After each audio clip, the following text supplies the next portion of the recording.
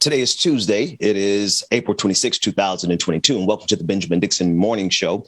We are covering news everywhere from Kiev all the way to College Park. We're taking a look at all of the issues that are happening around the world through the lens of Blackness. And every morning we begin through Black history. Dr. Carl Mack is not with us this week, but he has left us this moment in Black history. So, hey, Google, what happened today in Black history? On April 26, 1785, ornithological pioneer John James Audubon was born in Haiti. He was the son of a French merchant sea captain, Jean Audubon, and his AFR Caribbean mistress, Jean Rabine. As a young boy, John developed a love of birds. 35 years after his death, George Grinnell founded an organization for the protection of birds and named it in Audubon's honor, the Audubon Society. Adapted from Black Heritage Day 4 calendar by author, lecturer, and civil rights activist Dr. Carl Mack. And again, you can find out more about all of these days in history by going to blackheritagedays.com. Dr. Carl Mack is not with us this week. He is working on Black Heritage Days 5 and 6, Black calendar, 366 days of Black history for Black women and 366 days of Black history in sports. That's what he is working on. And you can go to blackheritagedays.com to find out more about that. Later on in today's episode, we'll begin taking phone calls about all the issues that we're speaking about this morning, particularly Elon Musk purchasing Twitter, or at least the offer being made. We discussed that on the show several times. Pretty much saw it coming a mile away. I want to know what you think. You can call in. The phone in number is 301-715-8592. We'll begin talking about that a little bit later on. Also, this morning, we're going to be joined for our monthly segment on collective grief and trauma. We're going to be joined by Dr. Nayasha, and she's going to be coming in with Grief Observed, helping us to discuss what's been going on around us. We move kind of hastily through this, I hate to say transition, because we're not quite done with the pandemic, but even through this, whatever this transition is that we are in, we have seen so many people die, and they're just so much trauma around us that we certainly barely have enough time to grieve, because after grieving one person, we've seen families have to immediately prepare for another funeral. And it's just been a collective trauma that we have suffered as a nation. And we want to take a minute to talk about it, because not just to talk about it, but to find ways to process it and heal, because we cannot leave ourselves traumatized simply because the world around us seeks to traumatize us on a regular basis. So we'll be joined momentarily by Dr. Nayasha for that segment. In the meantime, I do want to go over a couple of headlines. The United States wants Russia to remain weakened. This is according to Secretary of Defense Lloyd Austin. Secretary of State Anthony Blinken and Secretary of Defense Lloyd Austin insisted Monday that Russia was failing in its Ukraine incursion, with Secretary of Defense Austin explicitly saying that the United States wants to see Russia's military capabilities weakened. The United States Secretary of Defense Austin made these comments after both he and Secretary Blinken met in person with Ukrainian President Volodymyr Zelensky. It's not a controversial statement to say this. A lot of times in this process, as we see how the United States is dealing with the Ukrainian war, there has been criticisms leveled at this administration, the Biden administration, with how they're handling this war, how they're handling the need for the United States of America to not directly be involved to stave off any further escalations in hostilities. However, in the pursuit of peace, there has been quite a few attacks on this administration because of the language. And I'm going to be quite honest with you. Yes, we do want to see Russia's military capabilities weakened because we do not want to see any further war. I don't know what the intention is of the Secretary of Defense, but I can tell you this, for me, anyone who is anti-war can see very clearly that Vladimir Putin and his intention is not anything more than his ego and to spread his ambition across Europe. This is what this entire war is about. And so I don't see anything wrong with the United States taking a stance against the aggressor here, who is Vladimir Putin. It is a shame that this war is continuing. It's a shame that anyone is dying in this war, the thousands that are dying in Ukraine, the thousands of Russian soldiers who are dying, and they are all dying because of Vladimir Putin's ambition, nothing more. And so I think it is foolhardy. I think it is disingenuous at best. I think it is actually part of a strategy to undermine Ukraine, to constantly attack simple statements like this. And forgive me, I've been around these political games so long that I already know the response to this statement. I already know the response is going to be an attack from the right, from the conservatives, from those people who, quite frankly, no longer can claim patriotism. We're dealing with a sect of people in the United States of America who want it both ways. They want to fly the American flag, but also give allegiance to Vladimir Putin. We'll talk about all that a little bit more coming up in the rest of this episode. It's just these particular issues are so deeply rooted with everything that we're doing on a day-to-day basis that it really does in some ways add to the collective trauma as we look across the globe and we see one thing after the other. The pandemic wasn't enough.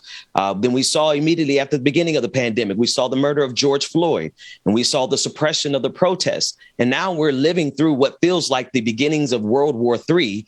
I do want to bring to the screen now Dr. Nayasha, who has been joining us and will continue to join us to discuss and help us process this collective grief and this collective trauma. Good morning to you. How are you this morning, sister?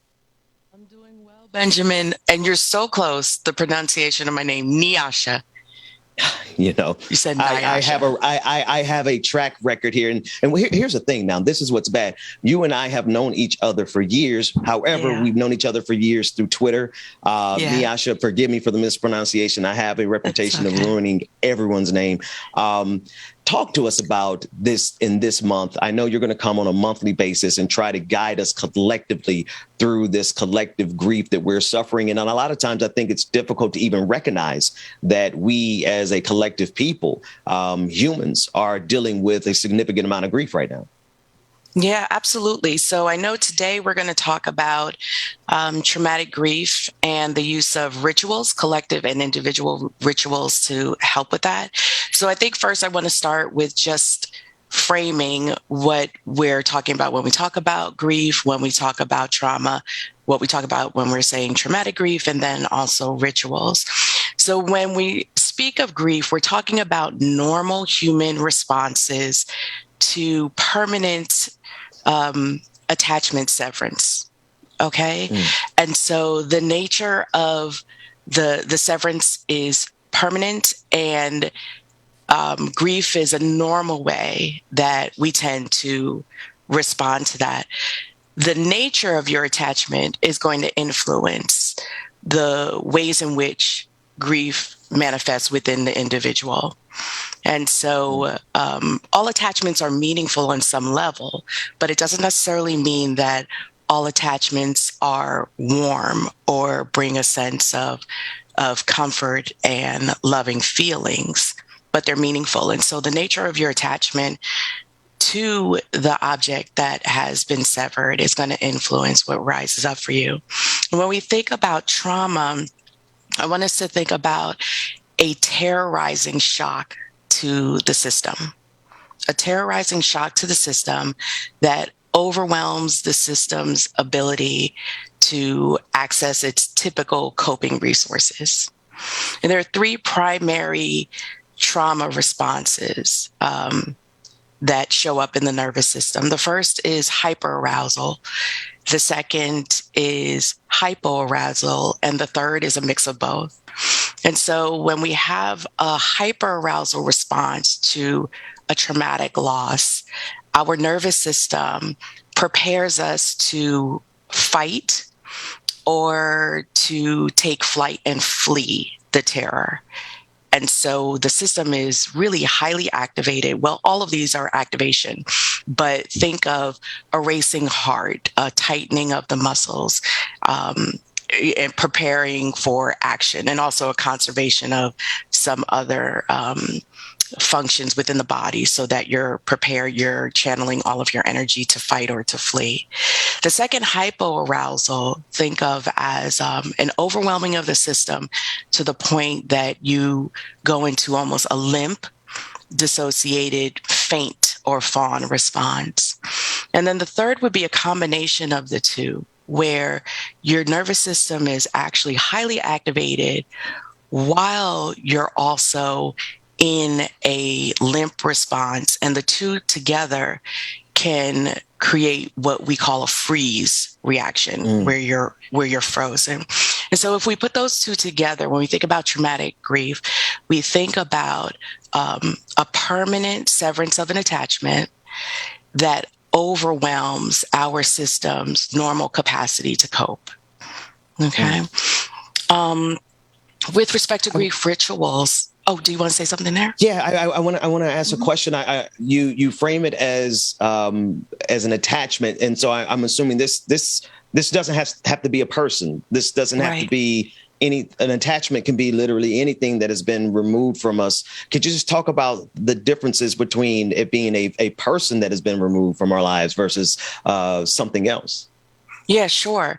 Right. And that's exactly right. The attachment doesn't have to be a person. My personal practice focuses on grief and bereavement related to human attachments. But the difference is that we are relational people. We're relational creatures. We need other humans to survive. And so as a species, we're hardwired to connect to other human beings. And so that is one way in which a severance of a humankind can create a more intense grief response than other types of attachment severances. Thank you for that clarification, for that deeper understanding of it. Please continue. Yeah. And so just last, I wanted to bring up the idea of grief rituals and the purpose of ritual as it relates to grief. When you think of grief ritual, I want you to think about a direct collective or individual intentional action that's designed to help you to process the grief. Okay. And when we think about our Black American Christian tradition, we think about our funeral services, or think of any culture and last rite services as one form of grief ritual. There can be many others, such as constructing altars. My family, we have an annual family reunion, and Saturday morning, we do a sunrise tribute to our ancestors. And that's one way that we not only continue to process the reality of this permanent physical separation, but we also, this is another function of ritual, we're also able to continue bonds in that way as a collective. And so grief ritual serves to help us to process the reality of the separation, the physical separation. It serves to allow us to continue bonds, and it also helps us to bring our nervous system back into equilibrium. Because again, especially if you're talking about a traumatic grief, the nervous system is out of balance. So that ritual, that funeral, that process actually helps our nerves. What happens in these seasons, this time, particularly during COVID, those grief rituals have been either shortened or sometimes just they weren't able to have funerals in some cases. What happens in that case, and how should we process that? Yeah, humans are remarkably resilient and innovative and creative in this way.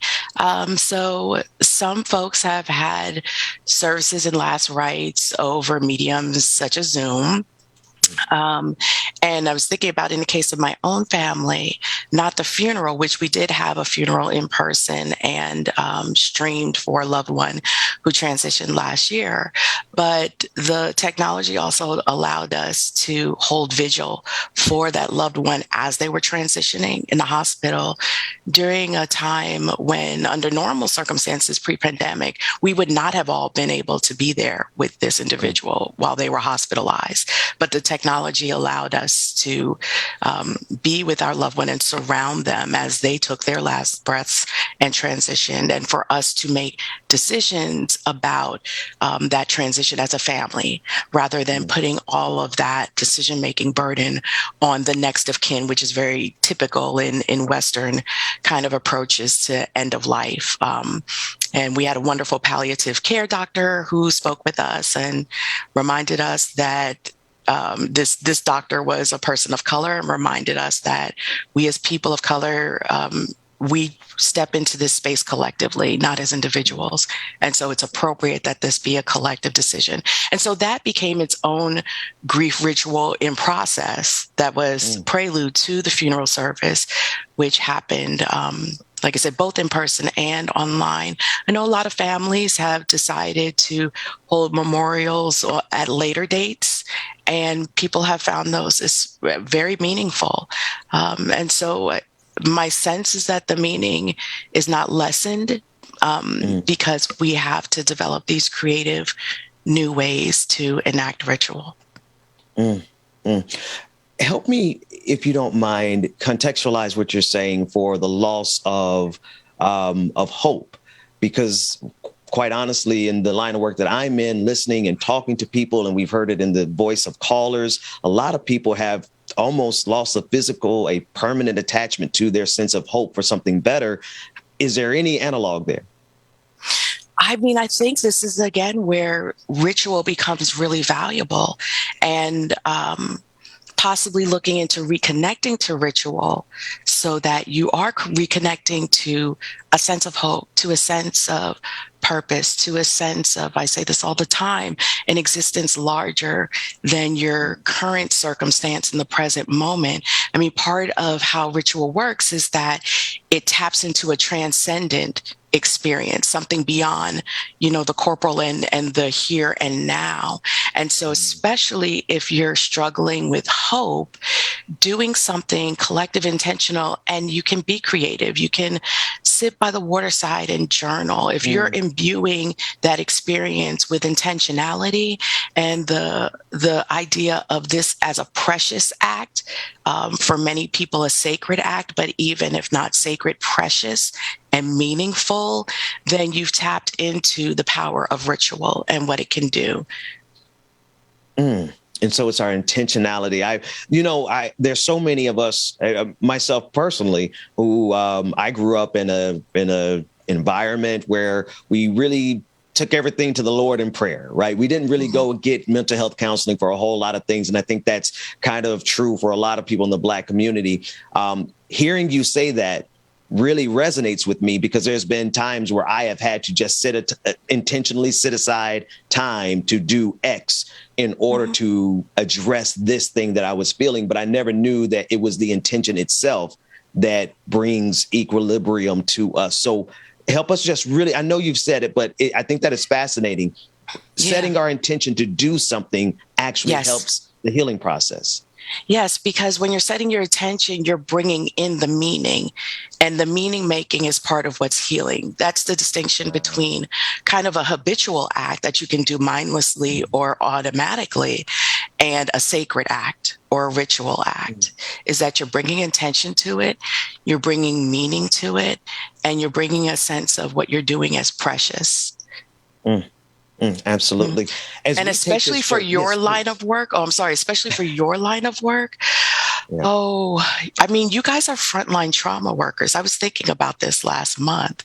And so the things that we talk about on a monthly basis and kind of interventions and these ways of taking care of ourselves is so relevant to all of you who do the kind of work that you do. I mean, you're trauma storytellers. So think about like you're ingesting the traumatic story. You yourself are then needing to sit with it and process it in some way. And that's where I would say invite ritual. And then you are giving it back to us, the public. You are retelling the story again. And I would recommend following that up with ritual of some sort as well. I have learned to, after every episode, take a minute. There was a good period where I didn't realize it took at least 30 minutes to just decompress from this experience that we do every morning. As we journey with you, and thank you for coming with us once a month. Tell us how we move processually to make sure that this isn't just a one-off occurrence, but that we're moving together with you in this journey. Clarify that for me. So as we intend on doing this once a month here on the Benjamin Dixon Morning Show. And I know your intention is to make sure that this isn't like a one-off conversation about healing, but kind of a pedagogy, kind of a process of us moving together. Talk to us about that. Right. So we have mapped out 12 mini discussions like this that we're going to have over the course of the next year. I can't remember what we said we were going to talk about next month, but I guess what I would invite the audience to do and to join me in doing is starting to develop a ritual practice between now and when we get together again next month.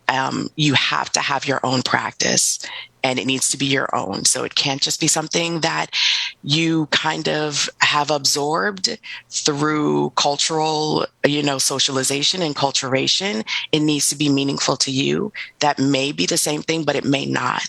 And so I invite everyone to begin to develop that practice, if not daily, something that you're doing with intentionality, that you're inviting meaning, and that you are considering precious, if not daily, once a week until we meet again, and see how it goes. I absolutely love that call to action, and I'm encouraging everyone to do that and participate in it. Dr. Nayasha, thank you so much for your time this morning. I know you have to get out of here. We're going to share some of this information on our Patreon pages and different places. We want to make sure everyone gets a chance to experience this, not only live, but after the fact. Thank you so much for your time. Wonderful. There's also a slide that we wanted to share. Say that again, David. There was also a slide that we got. We don't have it. Okay. All right. When we get that slide, we're going to definitely share that. There's a lot more information we're going to share and make sure our supporters get that. Thank you again this morning. Thank you, Ben. Thank you, David. Bye, guys. And again, we want to remind everyone this morning, we are going to open up the phone lines. The phone numbers will be posted in all the different chat rooms. We want to make sure that you get a chance to chime in, not only about the political stories that we cover, but also how those stories are affecting you. Because as Dr. Nayasha said, that these issues, we do internalize them. You listening and watching every single day, it takes a lot to be informed and to stay informed, not only in terms of information, but literally just dealing with this stuff. I've spoken with so many supporters who said that they had to basically just log off. They had to just cut off the show for a while because it's so intense trying to keep up with all the different stories, all the different issues. And then one layer worse, I just have to be honest with you, the layer that's compounds insult to injury in this work and what you do as you listen to this is the hypocrisy. It's one thing to deal with the trauma. It's one thing to deal with all of these stories, but it's another to deal with the hypocrisy as it's glaring in our faces every single day. And so I think those things compound on top of everything else. So we want the phone lines to be open, or rather the phone lines are open to you. Make sure that you join in the conversation. I want to talk about one more story in context of grief as we get ready to transition to the next block on the clock. Georgia Fort's not with us this morning, but we have a lot of miles to cover, a lot of stories to cover. DJ Exclusive will be joining us, and Rebecca Azor. We do want to keep our eye on all of the stories that are going around the country. There are so many news stories that involve death of loved ones, of friends and family members that are simply not being investigated. And I think a part of our trauma in this country, especially as Black people, is not only to have our loved ones taken away from us, but to not have any justice attached to it. We will be speaking later on in the show with Pascal of the Pascal Show about this new push to bring some accountability to the accuser that led to the lynching of Emmett Till.